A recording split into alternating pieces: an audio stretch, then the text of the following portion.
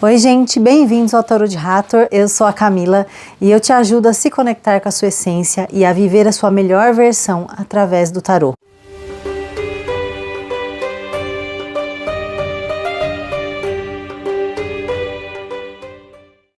Bom, quem já me acompanha um pouquinho aqui no canal sabe que a minha história com o tarô, que eu contei lá no Instagram, né? Eu fiz aí um pequeno histórico meu com o tarô, né? Que tá nos destaques lá do meu Instagram. Se vocês quiserem saber, vão lá para vocês darem uma lidinha. Mas eu comecei com o tarô de Marsella, tá? Que é este daqui, né? É o tarô mais antigo, é considerado, vamos dizer assim, o que tem as figuras mais próximas, né? Das figuras dos tarôs lá do século XIV, do século XV, né? E esse daqui é um tarô, esse daqui eu ganhei, né? Assim, entre aspas, né? E esse daqui, ele é um tarô, vamos dizer assim, original, né? O tarô de Marsella, como que eu vou poder falar assim, o que eu tô pensando para vocês? Assim, o tarô de Marsella, ele é puro, tá? Ele é puro no sentido de não ter misturas, né, com outras simbologias, com outras teorias esotéricas ou outros oráculos, enfim. Ele é um tarô que ele tem simbologia própria dele, sem misturar com mais nada, tá?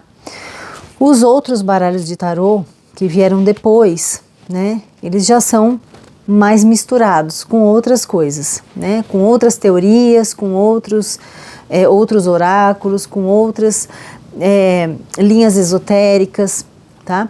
Então, o tarô de Marsella, para mim, né, ele é o tarô raiz mesmo, né? Ele é o tarô que deu base para o desenvolvimento de todos os outros, né, que misturaram ali no seu desenho, na sua simbologia, na sua forma interpretativa, na sua explicação, outras teorias, tá? Então eu comecei por esse, então eu tenho muito carinho por ele, né? Eu tenho muito apreço.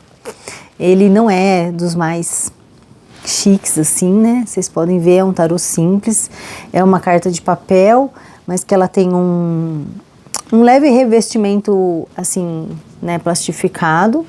Ela está mesmo amarelada, tá, gente? Ó, deixa eu mostrar a lateral para vocês, pra vocês terem uma noção. Olha aqui, ó. Ele está amarelado, ele não é dessa cor, tá? Ele foi branco, um dia foi, né? Mas ele está amarelado agora pelo tempo, né? Pelo uso, enfim. Eu já consertei ele várias vezes e continuo com ele, né? Pretendo ficar com ele bastante tempo. Mas por que eu comecei falando isso? Por quê?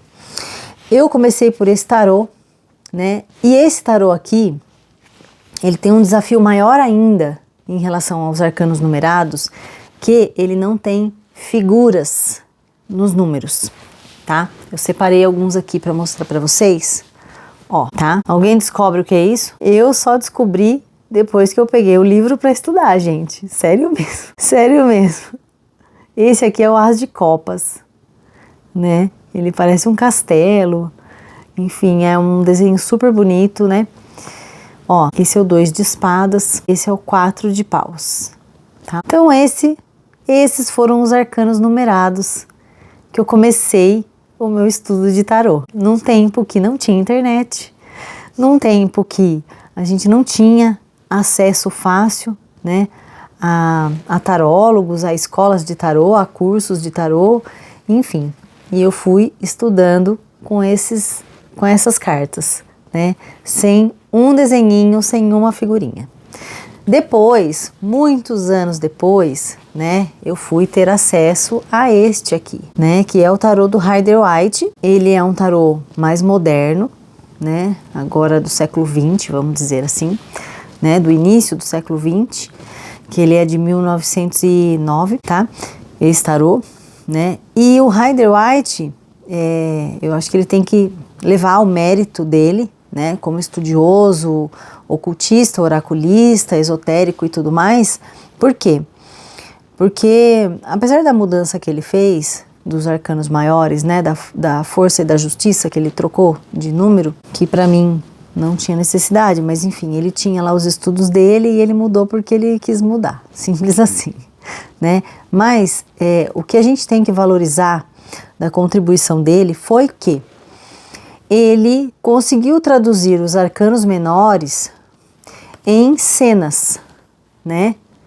Então a gente tem aqui uma cena específica, né?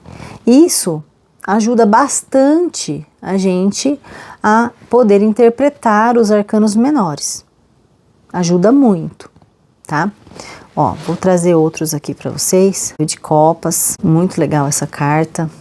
Ó, o 7 de paus. Então são cenas, assim, bastante representativas, né? Que dá pra gente extrair muito significado só de olhar para essa cena, né? A gente não precisa entender muita coisa de número, de sequência, de nada disso. Quando a gente bate o olho na figura, fica muito mais fácil, né? Então o Rider-Waite, ele deu essa contribuição bastante valiosa, né, para o desenvolvimento do tarô, né? Eu gosto de olhar dessa forma, né? Eu acho que cada pessoa que pega o tarô e acrescenta algo novo, né, faz parte do desenvolvimento do tarô, tá?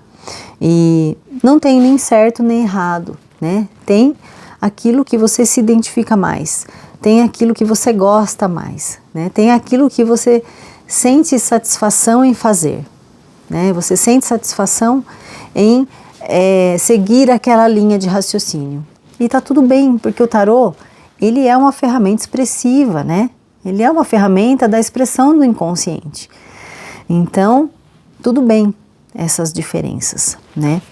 O que eu, geralmente nos meus vídeos, né, quando vocês me veem falando assim sobre as diferenças do tarô, qual é a ressalva que eu faço? É que assim, quando a gente começa a aprender, o tarô que a gente escolhe para aprender, geralmente é aquele tarô que a gente vai ter como referência para comparar com os outros, por exemplo, tá? Então, no meu caso, é esse aqui, de Marsella, tá? Então, essa é a minha referência de tarô, essa é a minha referência de aprendizado, né? Claro, se eu pegar qualquer outro tarô, eu vou saber interpretar?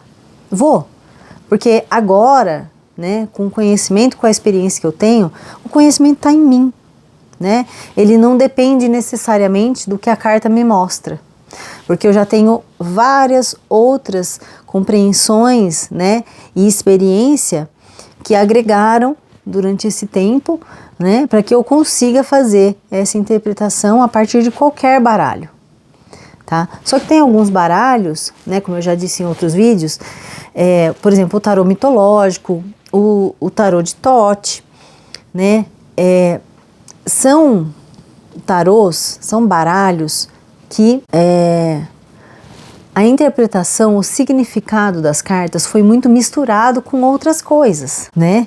Então, para uma pessoa leiga que não conhece, é interessante ela ter essas informações antes dela escolher qual baralho que ela vai trabalhar, qual baralho que ela vai optar por começar o estudo, pelo menos, né? Por quê? Porque essa mistura, né, com outras teorias esotéricas, com outros mitos, com outras bases, né, interpretativas, acaba confundindo mais do que ajudando, tá? Porque o tarô, ele sozinho, ele já é riquíssimo, ele já dá, assim, uma infinidade de possibilidades, sem precisar misturar ele com nada, né? A gente não precisa misturar, tá?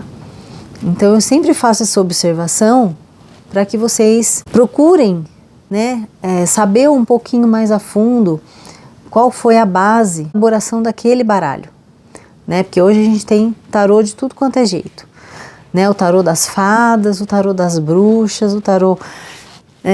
não sei, mas tem, né? E aí tudo bem, porque assim, cada um vai imprimir ali. Eu tenho o tarô dos gatos, que eu amo, né? Já mostrei para vocês várias vezes nos vídeos de leitura.